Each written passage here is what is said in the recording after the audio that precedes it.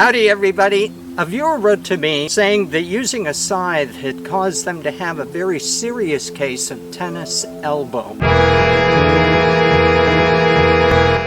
Apart from cuts from using a scythe, this tennis elbow is the most common injury associated with scything. Another one is knee pain. These are both the result of poor scything technique, and so I'm going to show you how to avoid both of them. Okay.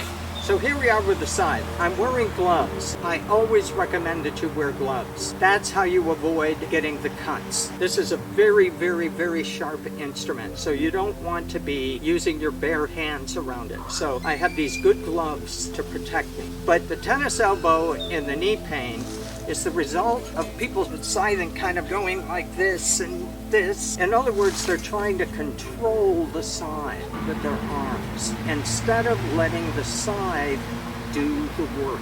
Okay, now let's talk about the anatomy of the scythe for just a minute. The scythe consists of the blade, and there's different sizes of blades depending on the type of work that you're going to do. A standard blade is 60 to 75 centimeters in length. This one here is 65, it's right in the middle. A hay blade is a little bit bigger.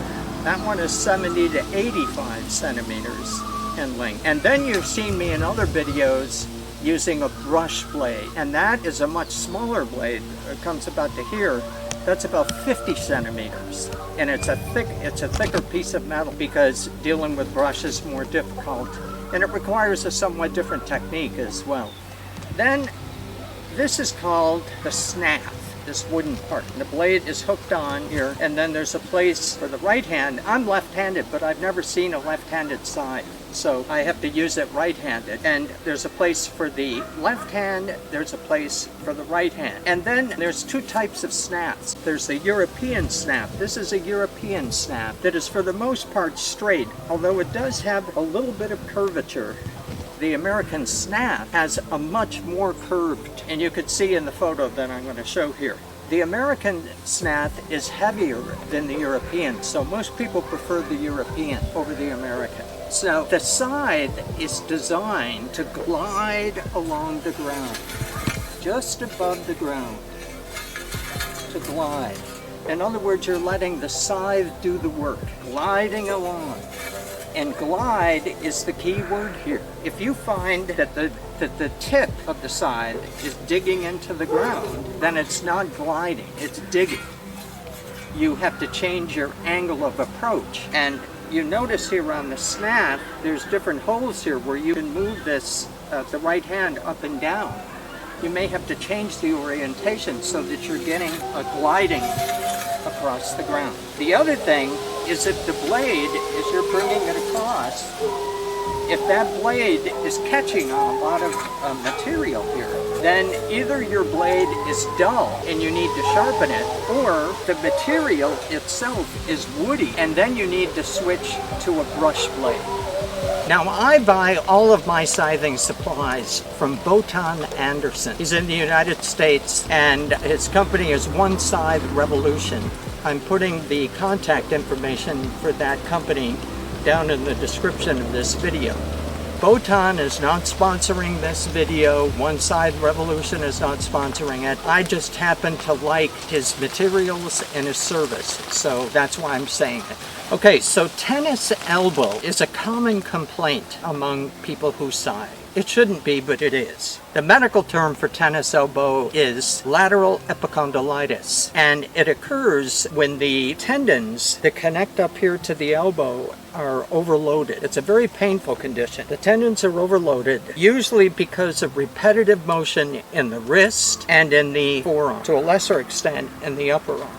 And don't let the name confuse you, because tennis elbow is suffered by many people who have jobs that involve forearm or wrist motion, such as butchers that chop, carpenters that are using a hammer, house painters that use the brush, plumbers is another example, and of course, scythers.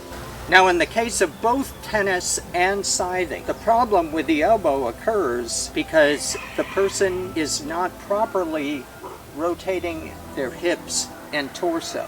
And since the technique is very similar for both scything and tennis, I've asked tennis coach Ryan Reedy to help explain it to us. When it comes to the forehand ground stroke, most club tennis players fall into one of two categories. Either they rotate their body correctly to present the racket to contact, or they are not rotating and they are just swinging from the arm. Now in this first clip, Ryan clearly shows us why a person would get tennis elbow, because they're not rotating. They're just hitting with their arm like this. And so the technique to practice, to get good at scything and to using the proper technique, is simply standing like this, about your feet about shoulder length apart, and you simply go like this. You twist slowly back and forth. And if you could do this, you can scythe. It really is just as simple as that. And you get a sense when you're doing this that the power is coming from right here. This is where the power is coming from, the hips. And so if you're pulling with the side, with your arm a lot, that's where the tennis elbow is going to come in. Now let's look at Ryan explain this further. The hips not turning is not a primary problem. It's secondary. It is a result of something that is happening with the non-hitting hand. So in this clip, Ryan emphasizes that it isn't just the hips. So you can't be just here trying to do the twist, like the dance, the twist.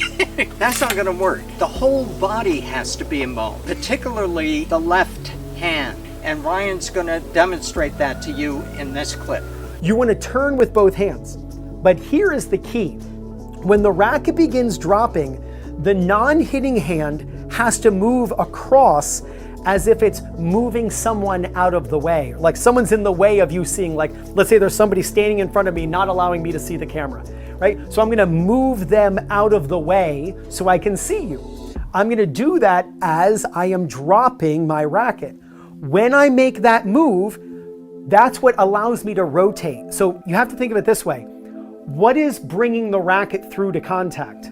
The body rotating. Well, what gets the body to rotate? The non-hitting arm clearing. Now in this clip, Ryan shows us that it's really the left hand swinging across that is the really important thing. The left hand coming up, and here comes the right. And that's what helps the turning of the hips and the torso, the left hand. And we usually don't think about that. If you're watching a tennis match, usually you're watching the racket hand. You're not paying any attention at all to the left, but it's the left hand that is providing balance. Now, how do we translate that to the side? Well, it turns out that it's a little bit easier with the scythe because both hands are connected in the snap. We don't have to worry about the left hand flying all over the place because the left hand is here. But it gives us a sense of how important this left hand is in the side, because the left hand is providing the stabilization, the balance, and the right hand is providing the precision. So the precision of the scythe, where the blade actually goes, is happening with the right hand. You're guiding with your right hand. The left hand is like in tennis. It's balance and stabilization. And so both of them have to work together. Now the difference between tennis and scything is that in scything, the action is all down here.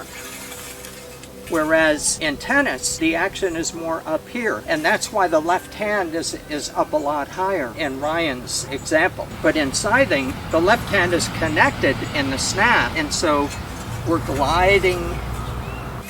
It's a wavy motion.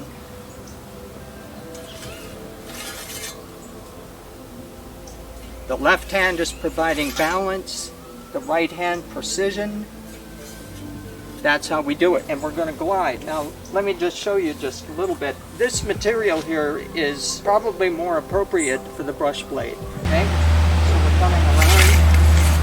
Yeah, this is a little, this stuff is a little woody, so it'd be more appropriate for me to be using a brush blade on this. But you can see, it's still cutting very well. I have a sharp blade.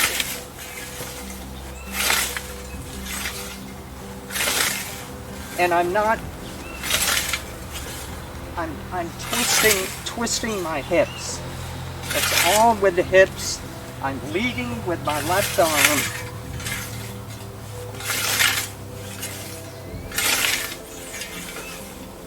Okay, so that's it. I'll see you in the next video. Thanks for watching.